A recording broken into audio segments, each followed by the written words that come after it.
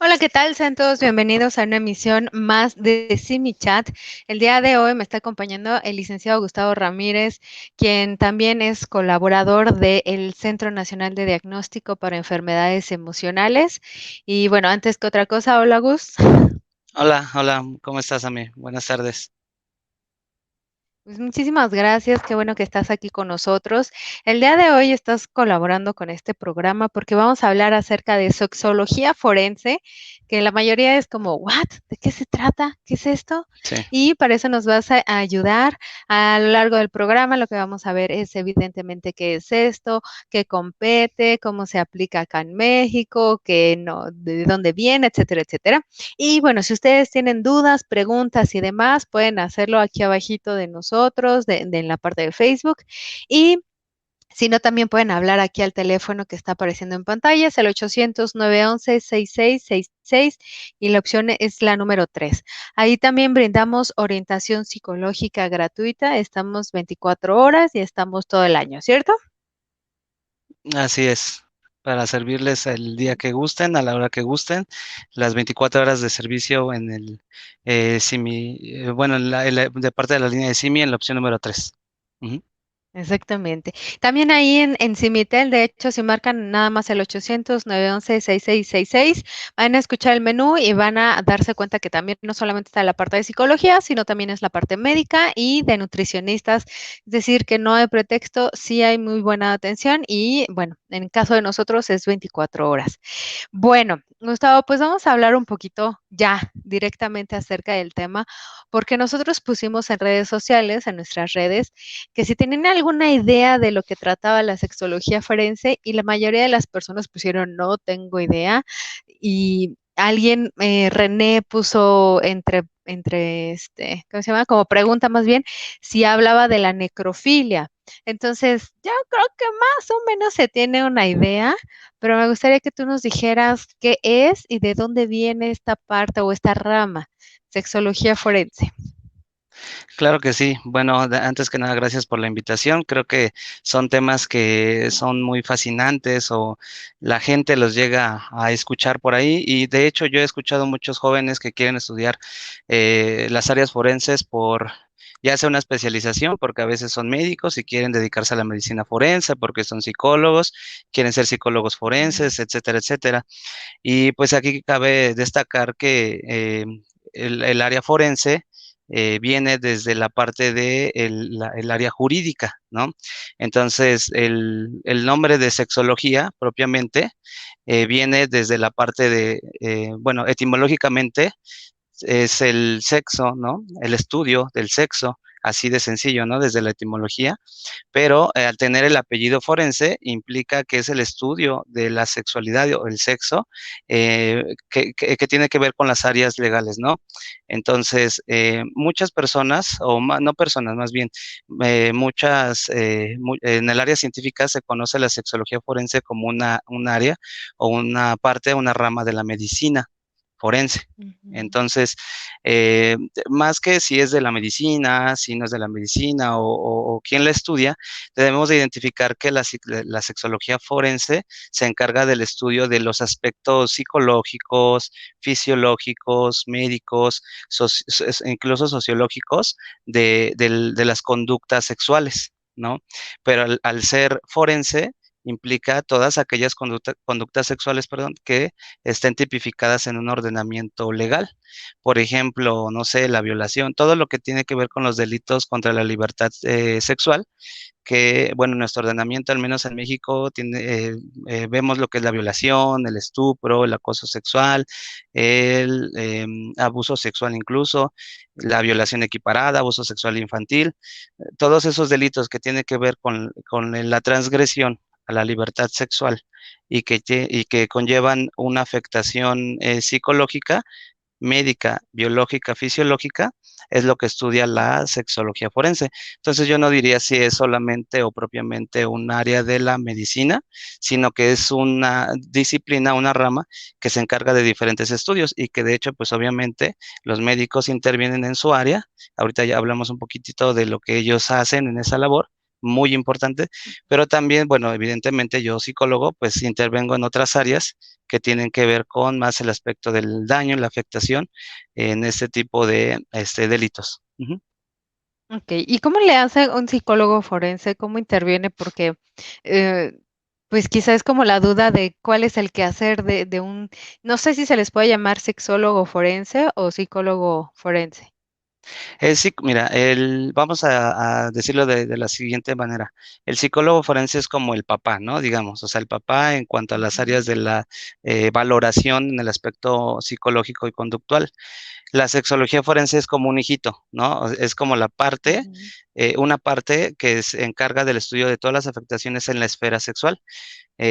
La psicología se enfoca en tres áreas grandotas, ¿no? Que es psicosocial, biológica, psicológica y social, ¿no? Generalmente. Entonces, en la parte psicológica tenemos una estructura que es la sexualidad, ¿no? La sexualidad humana. Entonces, se podría decir que es el psicólogo forense estudiando el área de la sexualidad. Por eso la sexología forense se encarga específicamente de los cachitos que tienen que ver con la parte de los daños en la esfera sexual. Y el psicólogo forense estudia tanto eso, obviamente, como la parte conductual, trastornos de personalidad, depresivos, ¿no? Todo lo que tenga que ver con el estado de ánimo. Entonces, abarca, digamos, el psicólogo forense todas las áreas, pero la sexología únicamente se enfoca en todos los daños que tengan que ver en el área de la sexualidad humana. ok, oye, entonces, bueno, para las nuevas generaciones que quizá tengan la duda de qué estudiar y demás, alguien que se encargue de esto puede ser sexólogo, criminólogo o psicólogo, o cualquiera podría especializarse en esta rama. Cualquiera podría intervenir en la ayuda o en la colaboración en esta rama, porque, por ejemplo, no sé, vamos a poner un ejemplo para yo explicarme mejor. En un caso de violación, ¿no? En un caso de violación, por ejemplo, puede intervenir el médico que certifica una lesión o cómo llega la víctima al Ministerio Público es el médico del Ministerio Público, que es el primer respondiente y él hace un certificado de cuáles son las lesiones visibles, las que son alcanzables a la vista, ¿no? Digamos. Y ese es el médico, ¿no? Y estamos con el mismo delito. Después hay un psicólogo que también interviene por alguna razón, por alguna cuestión para contención en cuestión de crisis, ¿no? Y después, bueno, ya cuando se hacen las valoraciones, las indagaciones, si no hay un, en este caso, un imputado, o sea, si no hay un agresor conocido, se empiezan a hacer las valoraciones para saber, por ejemplo, de parte de la policía dónde están, ocurrió, perdón, el delito, qué fue lo que sucedió, la entrevista con la víctima, y entonces ahí empieza a intervenir criminología, criminalística, por ejemplo, química forense en el caso de fluidos, de cuestiones de este estilo. Entonces, son varias áreas las que intervienen en este aspecto y en todas esas áreas, perdón, podríamos estar hablando de la sexología forense porque estamos hablando de un delito de la libertad sexual, ¿no? Entonces, cada uno Ok, o sea, con es sus áreas, específico, ¿no? así es. Eh, es, Entonces, no sé, quizás se me ocurre como hablar como delitos sexuales o algo así específicamente.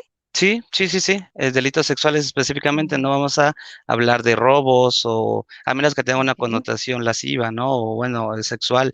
No vamos a hablar de secuestros a menos que tenga una cuestión sexual. Entonces, cuando tenga una cuestión de índole sexual, entonces es cuando interviene la parte de las diferentes disciplinas o ciencias en el aspecto de la sexología. Ok. Oye, pero entonces si hablamos meramente de un tema sexual y me refiero a un tema específico que tenga que atender estas leyes, que no agredan a alguien más, me parece que entonces tendríamos que hablar de parafilias. ¿Qué es una parafilia? Claro, sí, qué buena pregunta. Normalmente el psicólogo forense interviene cuando, o el psiquiatra incluso, forense Ujú. interviene cuando hay una sospecha o alguna cuestión de parafilia, de trastorno parafílico, porque no es lo mismo. La parafilia propiamente, todos tenemos parafilias, ¿no? O sea, en el ámbito privado. por ejemplo, entre parejas, puede ser que, no sé, gusten de un juego de roles, ¿no? Que usar una prenda, ¿no? Con tu pareja, oye, mira, me gustaría que te pongas este color de prenda, que tener como una fijación específica con tu pareja. Me parece que todos manejamos un tipo de filia, ¿no? De parafilia, pero no es propiamente un problema o un trastorno parafílico. ¿Cuándo se convierte en una parafilia? Un trastorno, perdón, parafílico, cuando este deseo sexual deja de controlarse o más bien conlleva afectaciones en todas las áreas de mi vida, porque he dejado de ir a trabajar, porque empecé a transgredir a otra persona, porque ya no es voluntario o recíproco, ¿no? Entonces ahí comenzamos a hablar de un trastorno parafílico. Y pues hay algunos, por así decirlo, en el aspecto legal, me parece que los más recurrentes podría ser el voyerismo, ¿no? El voyer, que es la persona que gusta de mirar o espiar a personas, ¿no? Y con eso activar incluso su deseo, ¿no? Solo si es eso, o si la persona incluso se transgrede, a él le genera esa excitación. Eso evidentemente ya entra en un trastorno parafílico. Por ejemplo, la necrofilia, ¿no? El Que hace un fetichista momentito. y todo eso. Ujú. Exactamente. El necrofílico, por ejemplo, pues tiene deseo sexual, por así decirlo, incluso con cadáveres, ¿no?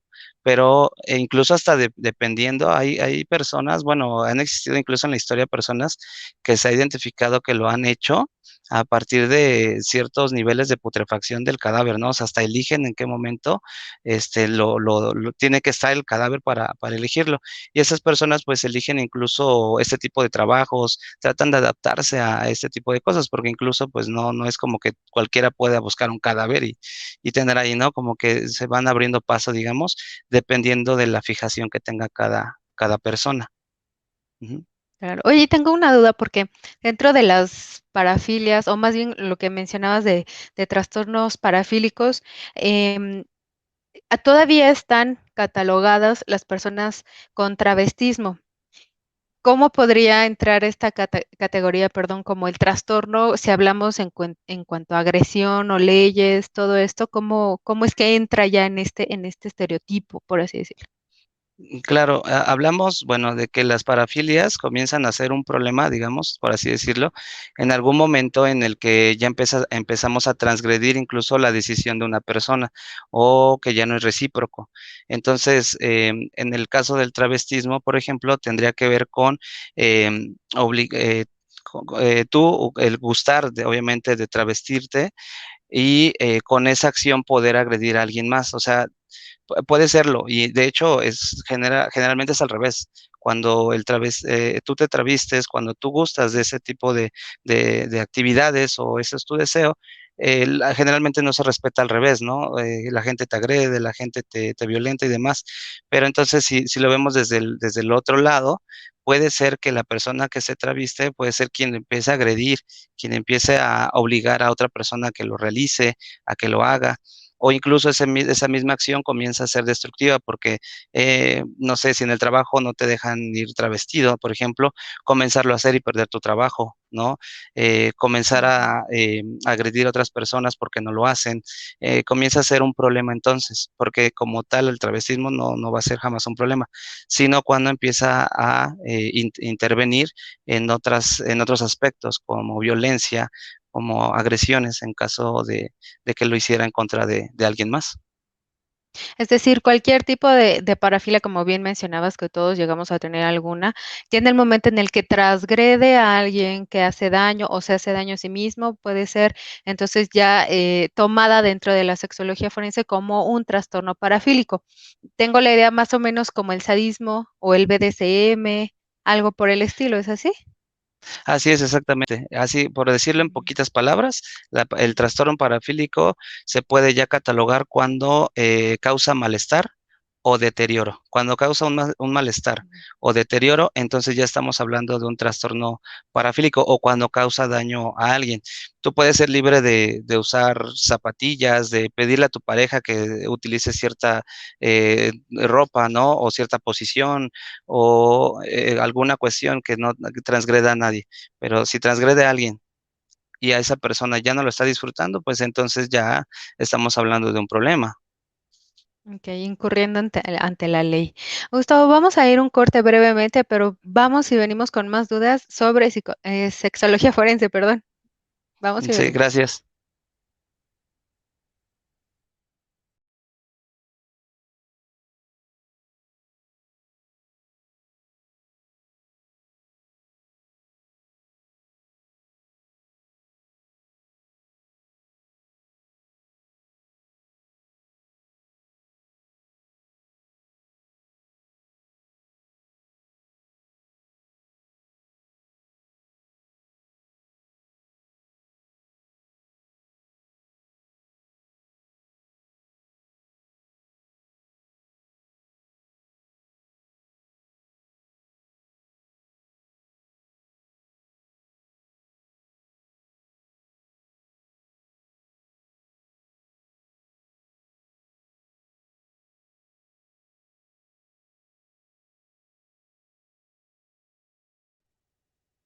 Pues ya estamos aquí de regreso. Acuérdense que el programa es totalmente en vivo y el día de hoy estamos hablando de sexología forense.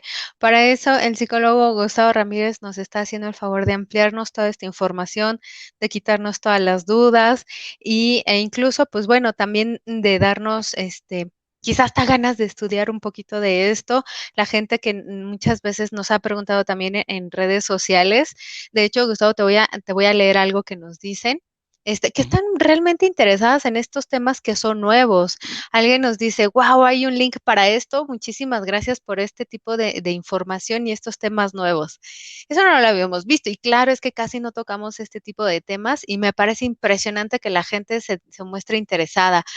Norma también nos decía, no sabía que este grupo tuviera algo tan interesante y bueno, le dimos el link y la liga para que nos pudiese ver. De hecho, muchísimas gracias a toda la gente que nos ve. En especial, Gustavo, saludo, perdón, a Blanquis Pérez, que dice que es un Ah, excelente tema. Lili también dice, hola, psicólogo. Sara, Adriana, Lucy nos ve, Nancy también, y nos hacen una pregunta. Me gusta el siguiente tema. La pregunta a ver, dice, ah, te voy a leer apenas la pregunta, como que se ok, fue, sí, se ¿verdad? corta un poquitito. Sí, ya, listo. Vale. Sí. Dice, ¿cómo interviene o apoya un sexólogo forense en casos de agresiones sexuales que hayan ocurrido hace tiempo? Es decir, cuando no se tienen pruebas recientes. Bueno, la ley sí protege en cuanto al tiempo, a la temporalidad, no te especifica un límite, ¿no?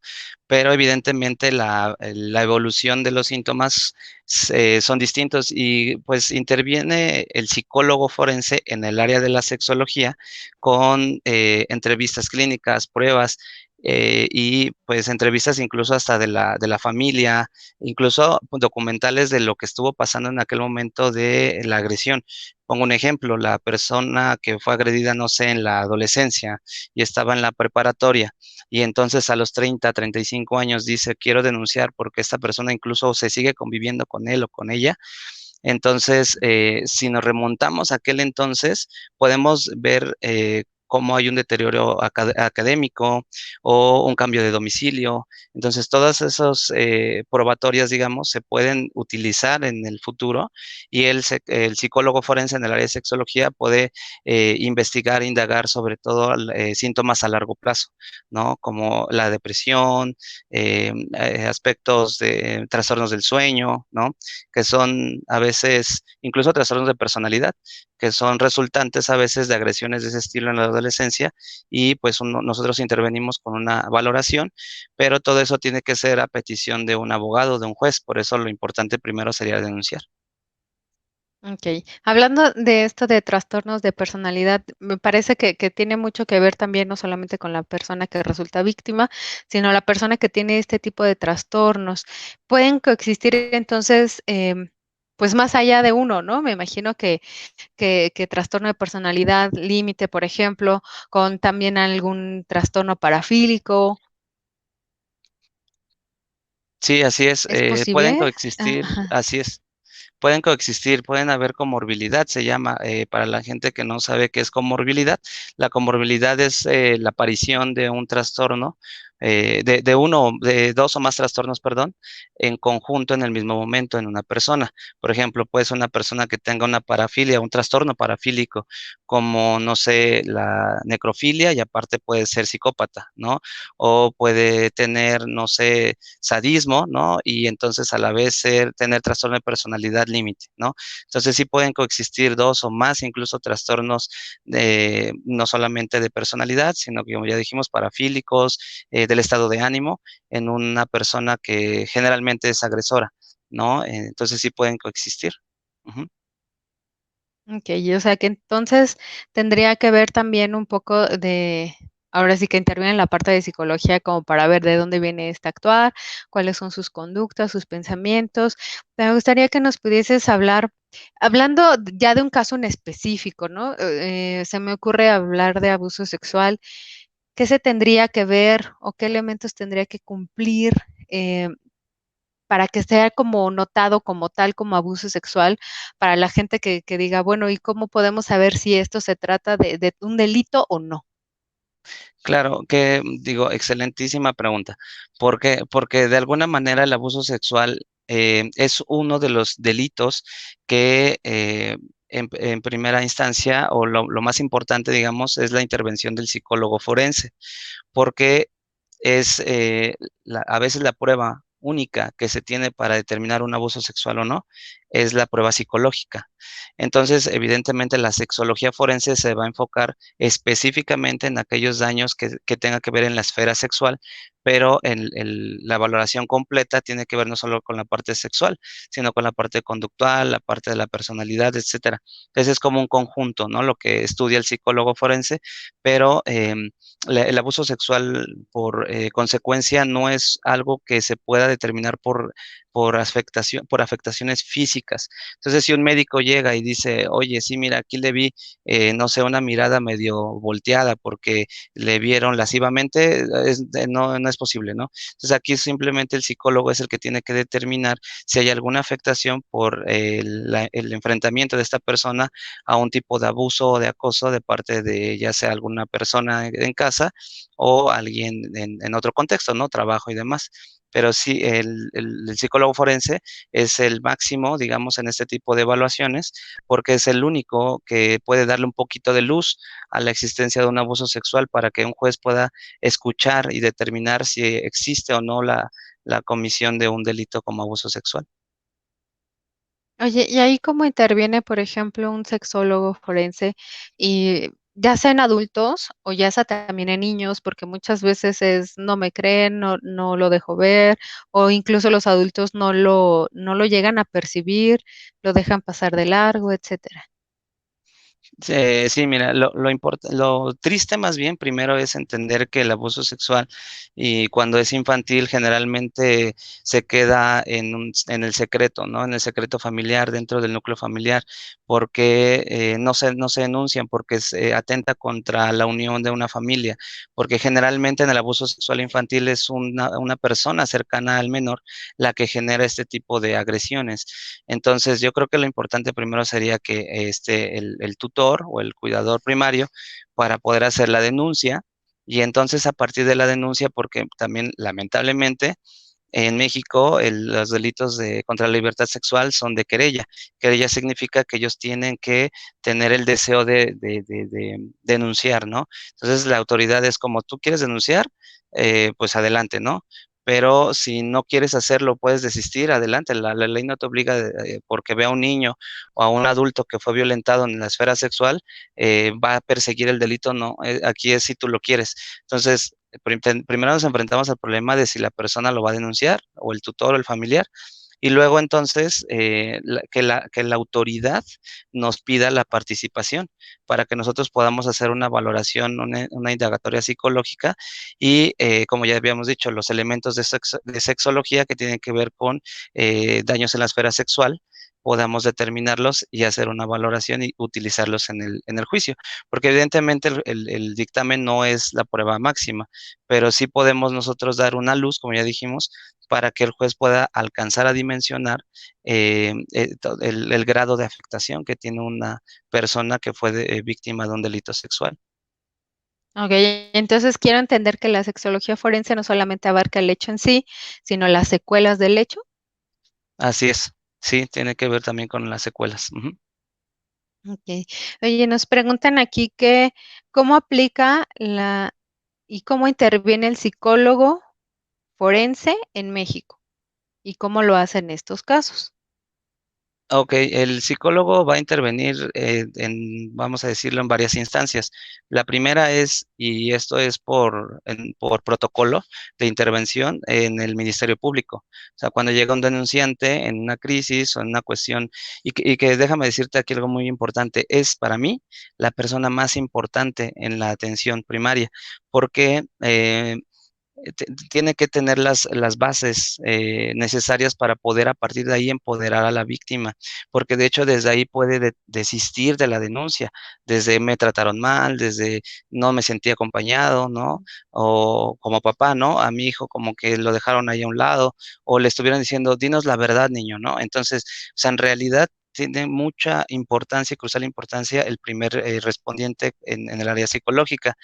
Em, Eso en la primera instancia. Después, bueno, interviene con un primer peritaje psicológico, pero el juez o el Ministerio Público es quien lo solicita para que se pueda hacer una evaluación de cuál es el estado psicoemocional de la persona y entonces se emite a veces es solo un informe y ya propiamente en el juicio se puede de parte del juez del caso, bueno, ya no sería de control, sino el juez del caso es el que va a mandar a hacer una valoración para poder determinar la situación psicoemocional de la persona, que ahí nos encontremos en otro problemita, que es la revictimización. Tenemos que evitar hacer muchas valoraciones a la misma persona en corto tiempo.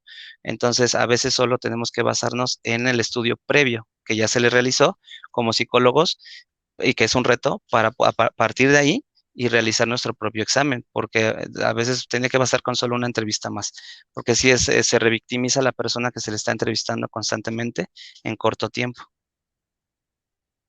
Ok, bueno, vamos a tocar un poquito más adelante el tema de revictimización, pero me gustaría preguntarte algo antes que nos hacen llegar aquí a través de nuestras redes sociales. Ya sabes, para algún tipo de peritaje, alguien que lo llegara a necesitar o simplemente que alguien se quisiera instruir en el tema, ¿en dónde puedo buscar la consulta de un sexólogo forense? ¿Hay alguna institución o alguna escuela o algo donde le podamos encontrar? Bueno, en el Tribunal Superior de Justicia, en la página, hay una lista de los psicólogos forenses, médicos, criminalistas, criminólogos, sexólogos que están certificados, digamos, para poder brindar sus servicios. Y bueno, también en la parte de, pues, pues, de la parte particular, vaya, las personas que lo trabajan de manera particular, pues sería como por recomendación, ¿no? Que incluso pues si nos pueden escribir un correíto o así, les puedo recomendar a algunas personas que pueden apoyarles en ese sentido, que son particulares, pero si buscan un servicio público, no por eso menos importante o menos de calidad, pueden buscarlo en la página del tribunal, que hay una lista grande de especialistas y peritos. Ok, fíjate, eso muchas veces ni siquiera lo sabemos, ¿no? Incluso a veces hasta buscar un notario, un abogado, no tenemos ni siquiera información acerca de dónde ir.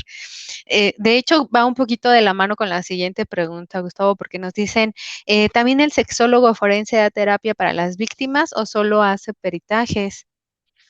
Hay terapeutas que se especializan en sexología.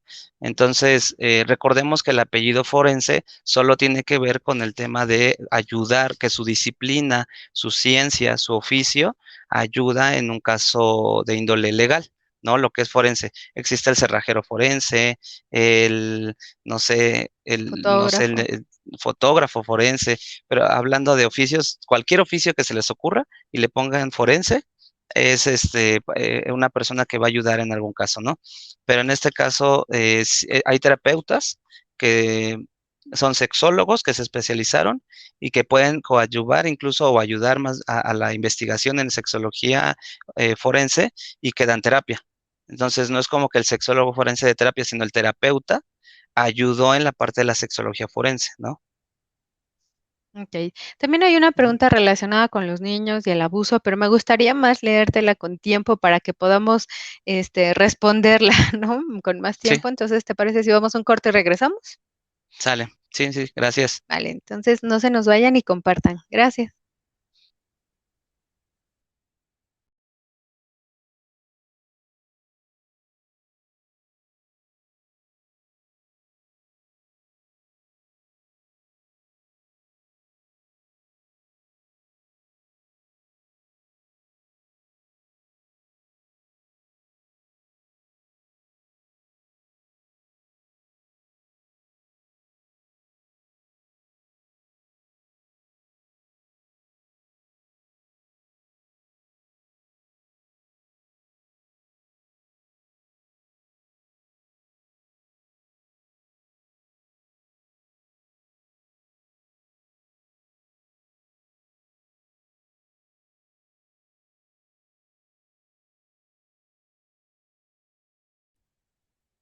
Estamos aquí de regreso. Acuérdense que la transmisión es totalmente en vivo y el día de hoy estamos hablando de sexología forense y el psicólogo Gustavo Ramírez nos está auxiliando a resolver todas las dudas. De hecho, si ustedes quieren ahondar un poquito más en el tema, pueden hablar al número de aquí abajito, que es el 800-911-6666. La opción es la número 3.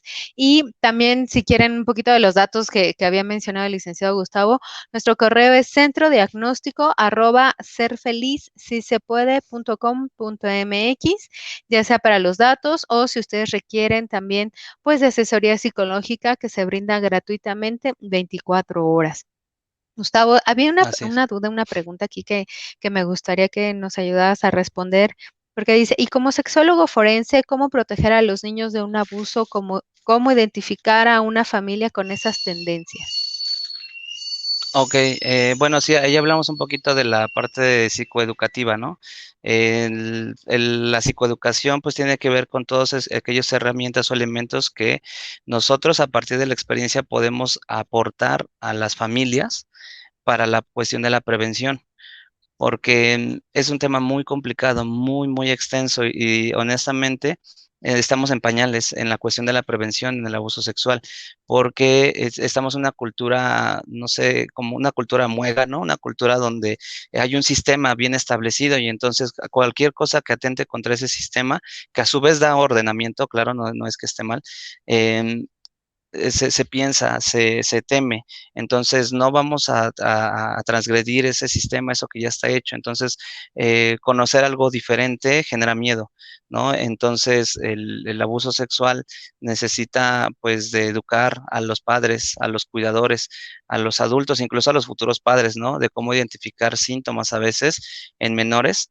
para poder prevenir y también entender algo muy importante, y yo creo que es lo más grande, entender que el agresor sexual de menores se encuentra en casa, ¿no? Generalmente.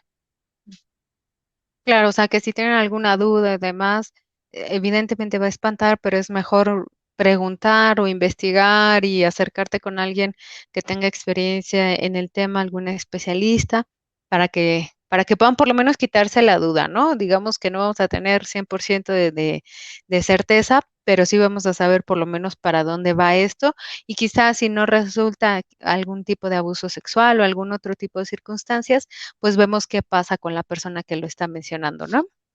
Así es. Ujú.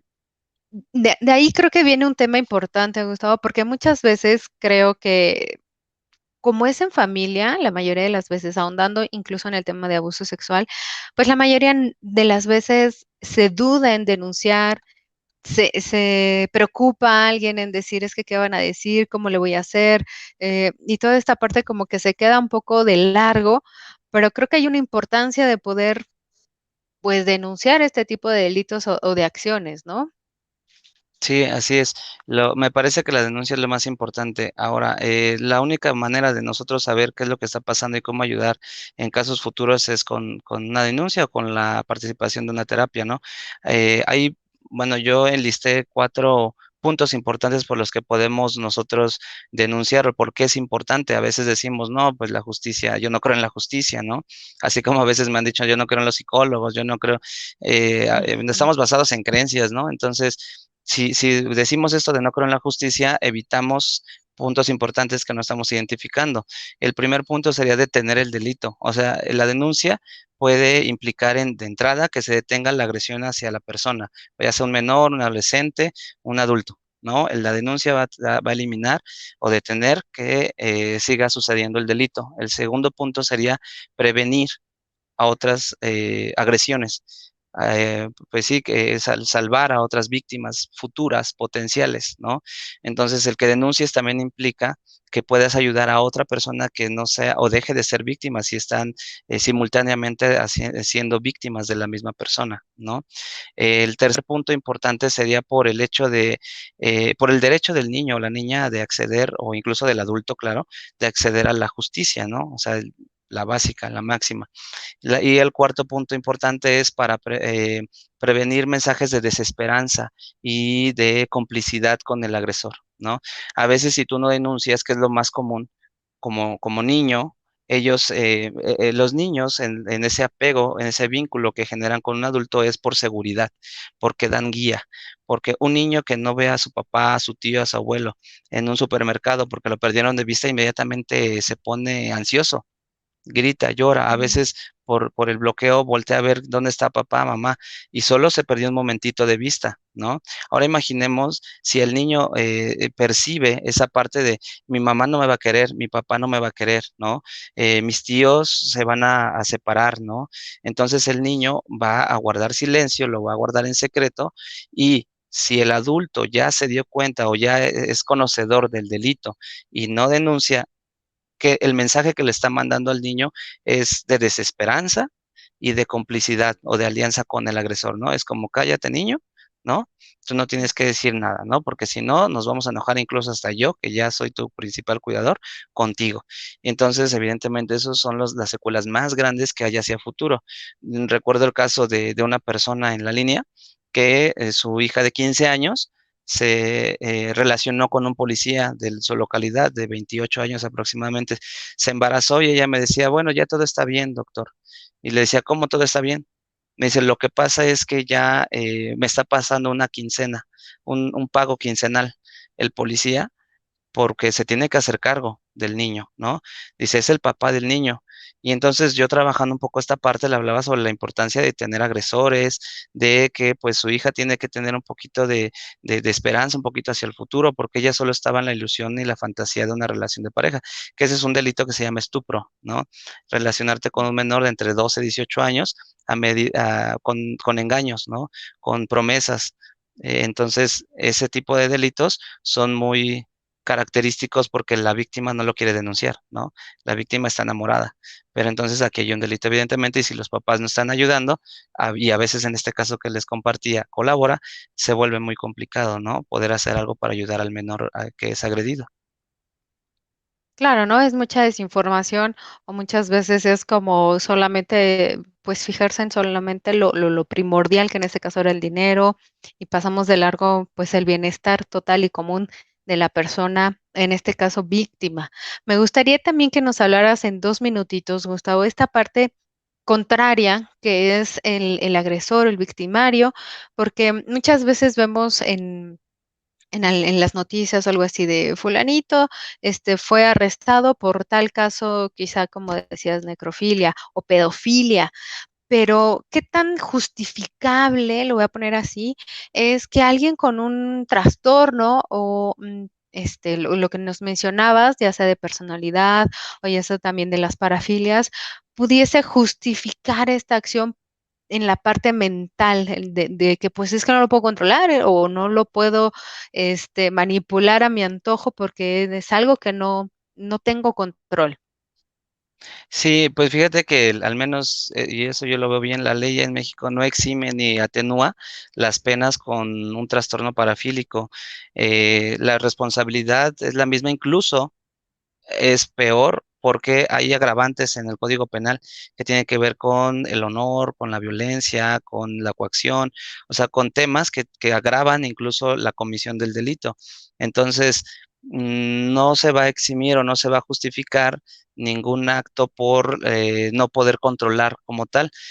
Al menos aquí en México hay países en donde sí, por ejemplo, en Estados Unidos hay países donde se puede atenuar la pena por trastornos parafílicos, porque se entiende que la persona no lo puede controlar, pero porque lleva un historial clínico previo desde la adolescencia. Generalmente los trastornos parafílicos comienzan en la adolescencia. Si desde la adolescencia se tuvo algún tipo de trabajo para prevención, y no sé, tuvo alguna, como un drogadicto, ¿no? Una recaída y cometió algún delito, sí es considerado.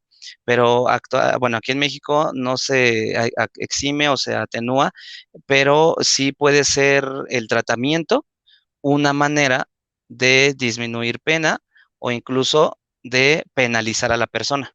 Por ejemplo, si le van a poner seis Aquí hay meses a tratamientos, instituciones que traten este tipo de circunstancias, lo llevan al psicólogo o qué se hace. el tratamiento por excelencia que haya tratado de hacer algo porque la parafilia no se cura o el trastorno parafílico no se cura, es la terapia cognitivo-conductual, pero solo ayuda a contener lo que son los impulsos o las pulsiones que tienen estas personas, pero no hay un tratamiento específico en prisión, mucho menos. O sea, aquí en el sistema penal solamente hay tratamientos genéricos, o sea, lo mismo que atiendan al que robó, que al que secuestró, que al que tiene un trastorno parafílico. Entonces, no hay como tratamientos especializados aquí en México y en todo caso, la terapia cognitivo-conductual ha ayudado mucho a este tipo de trastornos, pero para contener, no para curar, porque no es posible. Ok. Gustavo, ya se nos va este bloque, así es que vamos a ir a un corte, regresamos para el último, ¿vale? Sí, gracias. No se nos vaya.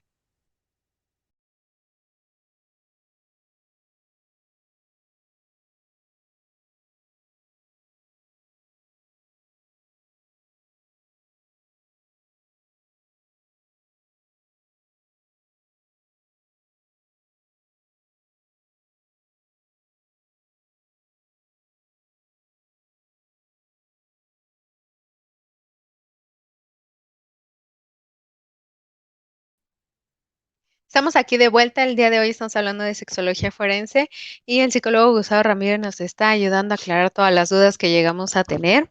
De hecho, me gustaría ir con un poquito más de preguntas que nos están llegando, Gustavo.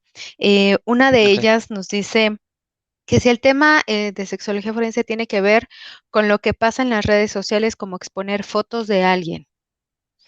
Eh, es parte, bueno, nosotros intervendríamos en la que es la parte de la afectación que tenga esta persona por este tipo de actos, ¿no? Se me fue el nombre, de este tipo de conductas, ¿no? Que es exponer las fotografías y temas así, que ya está penalizado, incluso es una pena grave al menos en la Ciudad de México, pero nosotros vamos a intervenir, claro, en el momento en el que la persona haga una denuncia y entonces tengamos que valorar hasta qué grado de afectación puede haber llegado la exposición de su, eh, de esa parte sexual, ¿no? De la persona. Ok, de todo el material. También nos preguntan que si en casos de abuso sexual las pruebas de delito se guardan como lo indican las series de televisión. A ver, no entendí bien las pruebas Las como pruebas, físicas. las pruebas de delitos, ajá, se guardan como lo indican las series de televisión, o sea, en casos de abuso sexual. Yo me imagino Ah, que ok. como lo que decían del reloj, el raspado. Ok, sí, lo que es bueno, le llamamos aquí la cadena de custodia. La cadena de custodia Ujú, es como todas aquellas pruebas que se pueden embalar y entonces se van guardando en un archivo, claro, para poder ser utilizadas posteriormente o más bien como muestra de que se hizo un examen. Porque, por ejemplo, la muestra de semen, la muestra de sangre, pues pueden ser en diferentes momentos la examinación, pero en cuanto a ropas, en cuanto a la parte psicológica, vamos ya metiéndonos en nuestro campo, no es algo que sea estático. Bueno, la ropa sí, perdón, la parte psicológica no es algo que sea estático, es algo dinámico. Lo que se valoró en el momento de la agresión no va a ser lo mismo que van a valorar 2 o 3 años. Antes del sistema penal acusatorio que actualmente se maneja aquí en México, los juicios eran larguísimos, eran de, no ujú. sé, años, añísimos. Entonces, la primera prueba que se le hizo a la persona, que estaba en un expediente que era muy gordísimo, no se podía utilizar como tal para 5, 10, 15 años después, se tenía que hacer otra valoración, pero ¿qué crees? Sí se seguía tomando la primera valoración. ¿no? Y ahorita entonces pues ya se sabe y se debe determinar, incluso es nuestra responsabilidad en las conclusiones determinar que se recomienda hacer una valoración posterior a cierto tiempo para saber el estado psicoemocional de la persona en aquel momento. Okey. Oye, y eso tiene que ver un poco con el tema de revictimización, porque, bueno, evidentemente los procesos largos, o la gente que tú decías de primer contacto que tratan de averiguar si sí es verdad, si no es verdad. ¿Cómo este tema de revictimizar y cómo le podemos hacer como para no llegar a este tipo de circunstancias?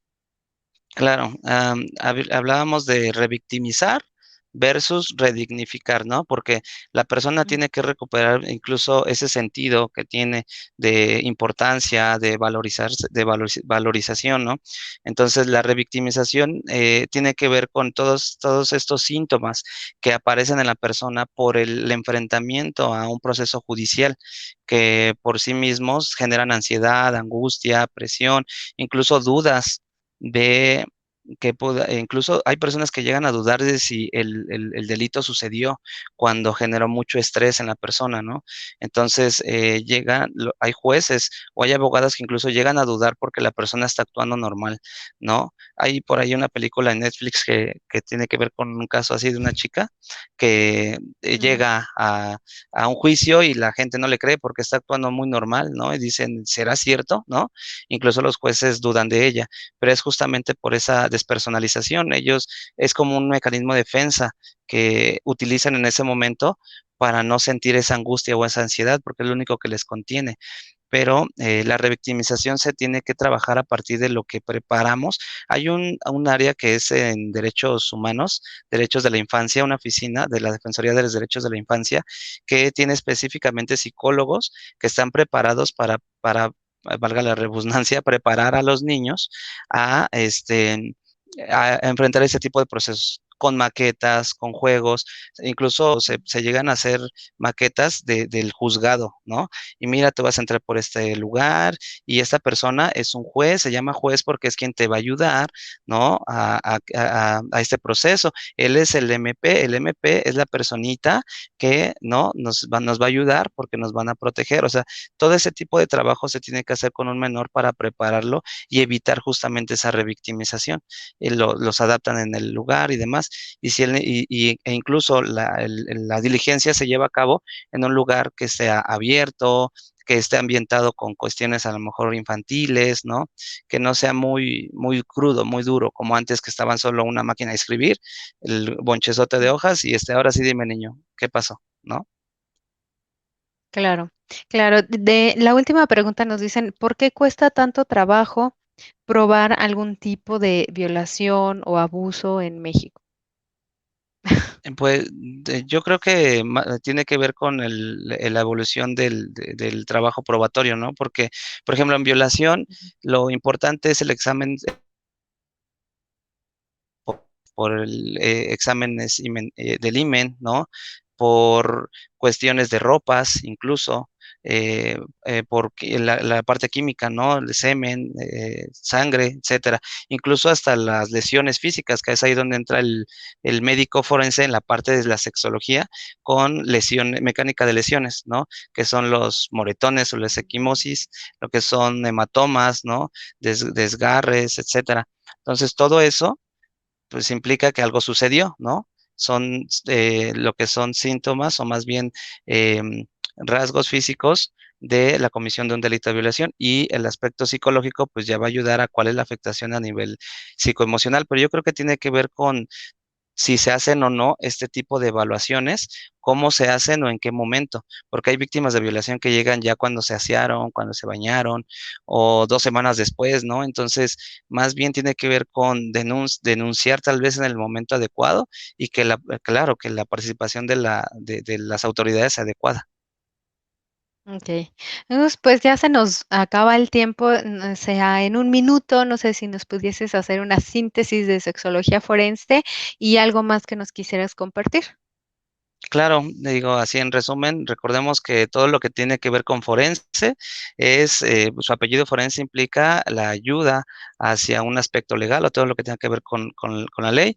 Sexología habla del estudio del sexo, en el aspecto biológico, psicológico, social, fisiológico, y todas estas áreas, o para el estudio de todas estas áreas hay diferentes disciplinas, como la medicina, la química, la física, incluso la psicología. Entonces, todas esas áreas van a intervenir en la parte de la sexología forense, por eso así se llama, y pues creo que lo importante, como ya dijimos, es la denuncia para que se pueda hacer algo y recordemos que las secuelas a largo plazo son muy complicadas en este tipo de delitos sexuales y entonces para eso estamos nosotros también en la línea, para brindar un poquito de apoyo, asesoría, contención y que no duden en llamar si nos han animado incluso hasta denunciar, ¿no?